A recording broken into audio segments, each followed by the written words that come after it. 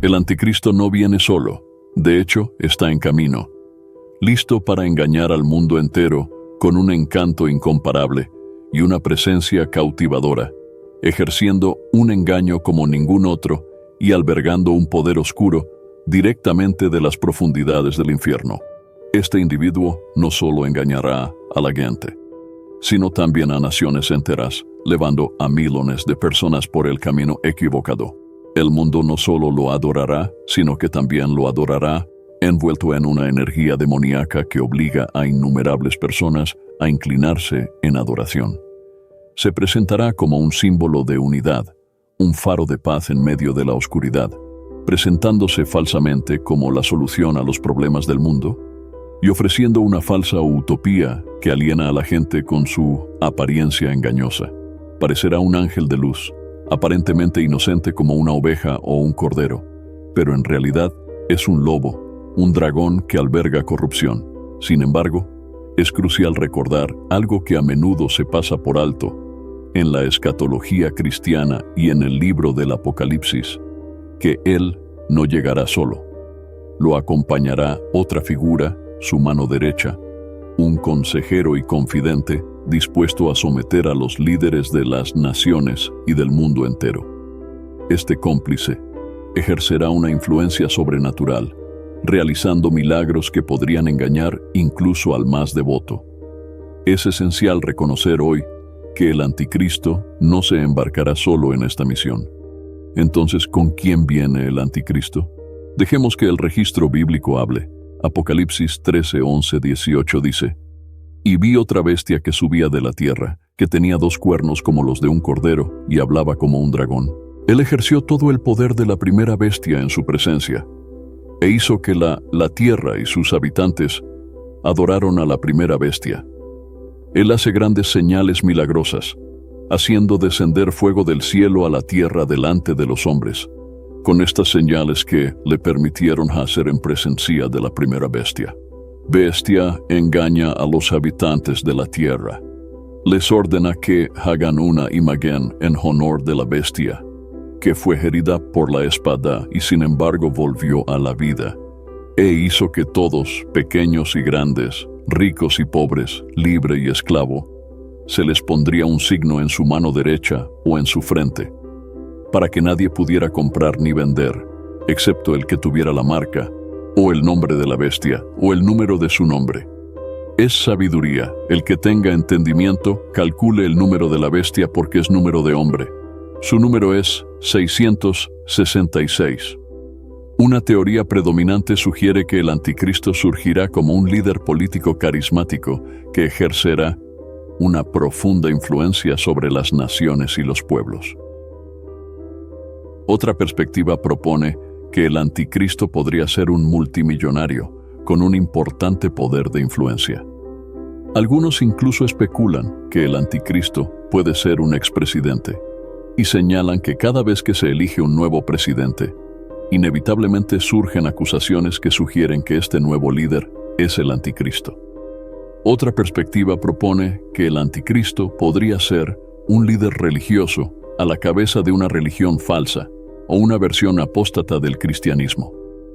Con numerosas teorías circulando sobre la identidad del anticristo, es esencial considerar la discusión en torno al falso profeta antes de profundizar en la identidad del anticristo.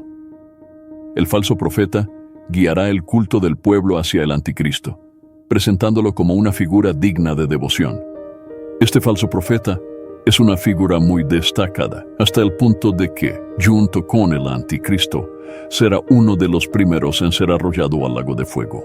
Apocalipsis 19:20 dice: «La bestia fue apresada, y con ella el falso profeta, que había hecho señales en su presencia, con las cuales engañaba a los que habían recibido la marca de la bestia y adoraban su imagen. Ambos fueron expulsados, vivos en el lago de fuego que arde con azufre». En este versículo se observa que ni el anticristo ni el falso profeta experimentan la muerte física. En cambio, son arrojados vivos al lago de fuego que arde con azufre.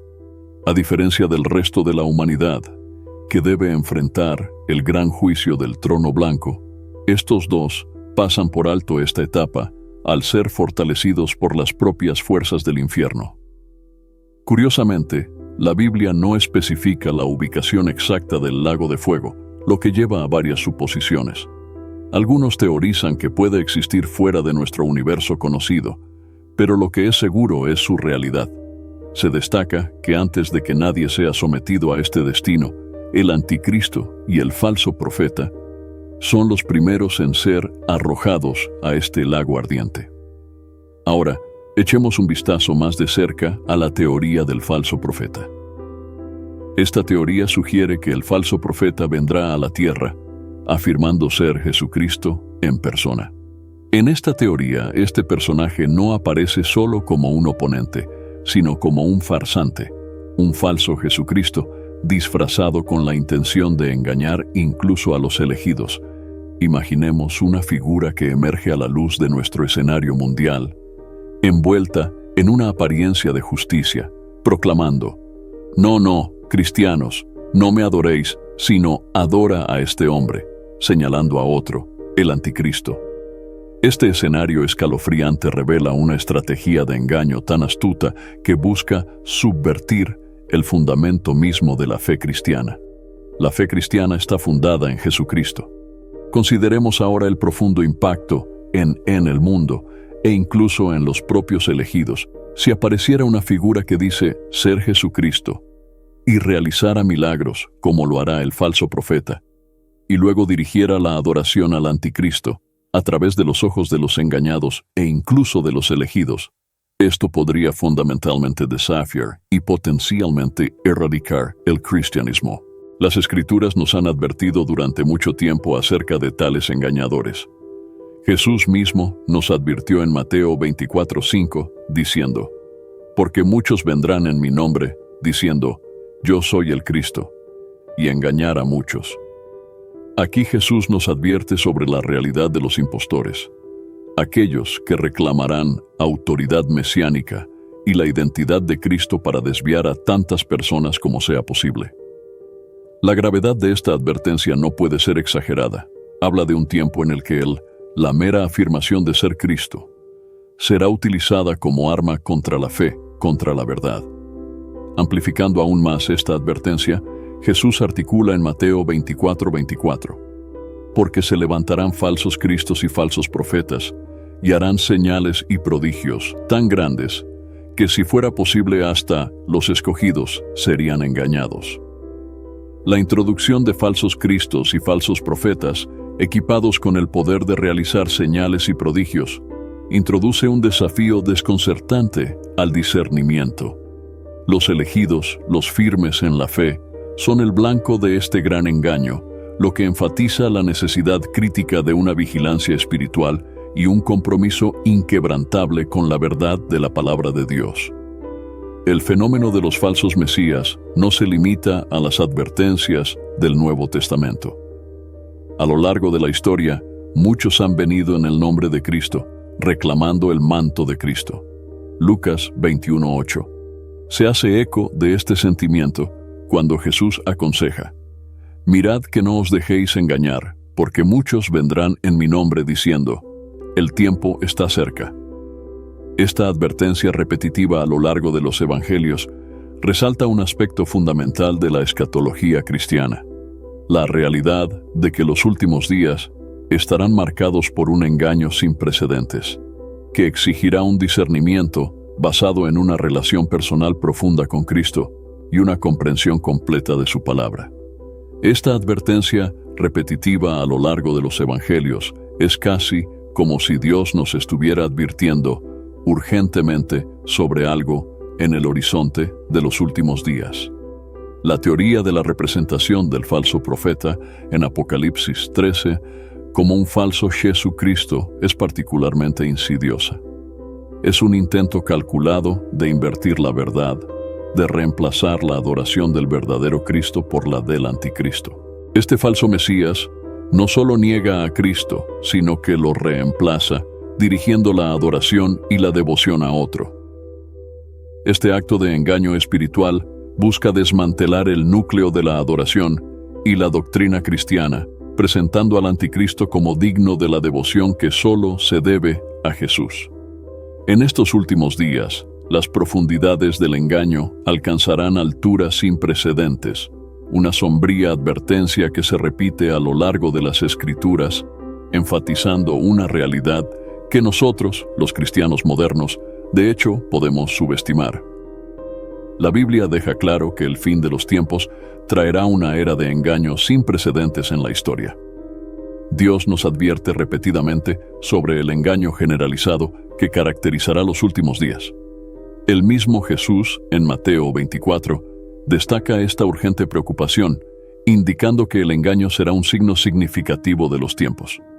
¿Se te ocurre una mejor manera de engañar que presentar un Mesías falso, uno que refleja tan fielmente al Mesías esperado que incluso los elegidos podrían estremecerse de confusión? Esta es la esencia del engaño de los últimos días, donde Satanás, el padre de la mentira y el gran engañador, idea su plan más insidioso. Si Satanás es en verdad el arquitecto del engaño, entonces disfrazarse de una figura como Jesucristo, realizando milagros para cautivar y engañar, es su obra maestra. ¿Se te ocurre una mejor manera de engañar a las masas que ofrecerles las mismas señales y maravillas que les enseñaron a esperar de su Salvador? Al hacerlo, el falso profeta no solo socava los fundamentos de la fe cristiana, sino que también redirige la adoración del verdadero Cristo al anticristo, un acto de engaño espiritual con consecuencias eternas. ¿Se te ocurre una mejor manera de engañar que explotar los anhelos más profundos del corazón humano, de salvación y esperanza, solo para reemplazarlos con una fachada que conduce a la destrucción? Esta es la profundidad del engaño sobre el que se nos advierte, una manipulación tan profunda que requiere una fe anclada y discernimiento bíblico para resistir los engaños de los últimos días. Los últimos días están diseñados no solo para engañar, sino para desarraigar y desafiar fundamentalmente el núcleo de nuestra fe. Esta teoría del falso profeta, como un falso Jesucristo, representa la culminación de la estrategia satánica, utilizando milagros y la apariencia de la divinidad para engañar no solo a los incautos, sino también a los elegidos. Jesús nos advirtió en Mateo 24:5, porque muchos vendrán en mi nombre diciendo, yo soy el Cristo, y engañarán a muchos. Esta advertencia no se refiere solo a la presencia de engañadores, sino a la magnitud de su impacto.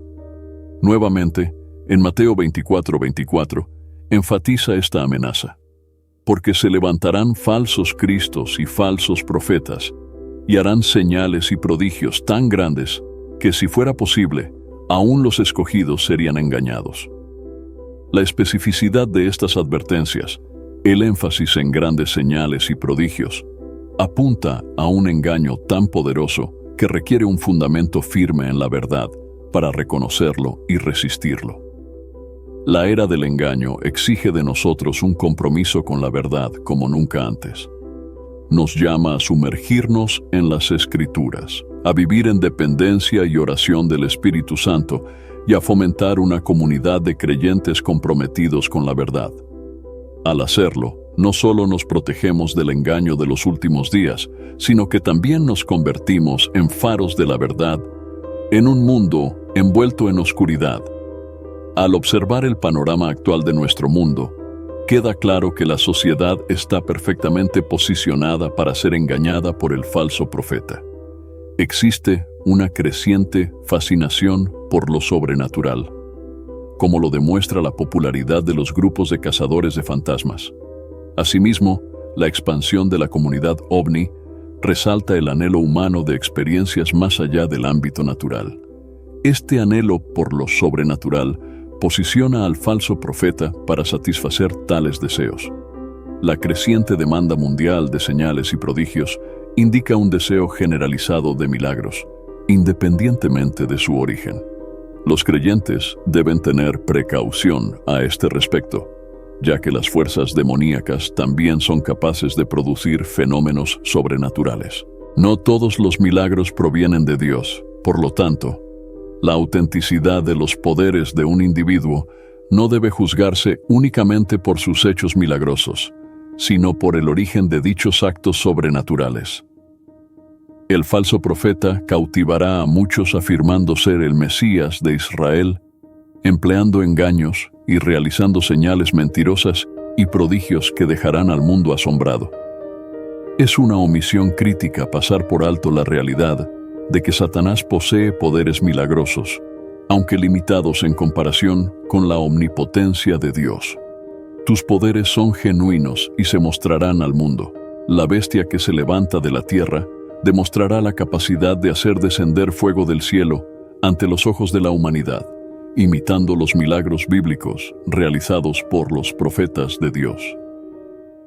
Este acto por sí solo dejará al mundo asombrado, en paralelo a los milagros de los dos testimonios de Apocalipsis 11, quienes tienen poder para controlar el clima y sacar fuego de su boca, pero son perseguidos por el anticristo y su falso profeta. La capacidad de la bestia para replicar tales hazañas sobrenaturales tiene como objetivo afirmar su dominio sobre aquellos engañados. El poder del falso profeta para hacer bajar fuego del cielo también lo alinea con la figura bíblica de Elías, conocido por hacer bajar fuego del cielo. Esta asociación consolida aún más la percepción de autoridad sobrenatural del falso profeta. Además, a la bestia se le da el poder de animar la imagen de la bestia, permitiéndole hablar y decretar la muerte de aquellos que se niegan a adorarlo. El uso de una imagen animada engañosa se convierte en un elemento central en el culto promovido por la bestia. En este contexto, el verdadero poder sobrenatural del falso profeta se convierte en una herramienta de profundo engaño, que desafía el discernimiento de creyentes y no creyentes. El espectáculo creado por estos falsos milagros sirve como un contundente recordatorio de la necesidad de vigilancia y comprensión profunda de la verdadera fuente del poder sobrenatural. Con los efectos combinados de los milagros realizados por el falso profeta y las dos bestias, la gente se sentirá atraída a recibir la marca del anticristo. La bestia obligará a la gente a aceptar la marca de la bestia, matando a quienes se nieguen a adorar la imagen de la bestia, y negando a quienes no tienen la marca el derecho de comprar o vender, haciendo la vida insoportable. La implicación de adorar a la bestia es que quienes la adoran no tienen sus nombres escritos en el libro de la vida. Nadie que adore a la bestia entrará en el reino de Dios. Esto muestra cuán mucho detesta Dios el pecado de la idolatría. Él nos ha ordenado que no sirvamos a ningún otro Dios además de Él. Como creyentes, no se nos permite inclinarnos ante ninguna imagen, porque el único objeto de nuestra adoración debe ser Dios y solo Dios. Por lo tanto, cualquiera que reciba la marca de la bestia quedará alejado para siempre de Dios, y su destrucción eterna es segura, porque han entregado sus almas al diablo como posesión y nunca más podrán ser contados entre el pueblo de Dios. Desafortunadamente, las grandes señales y prodigios mostrados por el falso profeta desvían a los que habitan la tierra. En conclusión, sed conscientes de que el terreno será fértil para que las semillas del engaño, plantadas por el falso profeta, florezcan y crezcan hasta convertirse en un árbol monstruoso, libre de idolatría. El mundo, en su desesperanza de respuestas y luz del sol, puntuaciones, estará maduro para la manipulación. La gente, cansada y agotada por el caos y la confusión, buscará un Salvador, sin darse cuenta de que los están descarriando. Espere que esto ocurra poco antes de la llegada del anticristo, y comprenda que este es un tiempo para que los hijos de Dios estén arraigados en su palabra, inquebrantables y discernidores de los tiempos. La verdad es tu lámpara, y es ella la que iluminará el camino a través del valle de sombras. Mantente firme, creyente, porque la victoria final está garantizada para los que están en Cristo Jesús.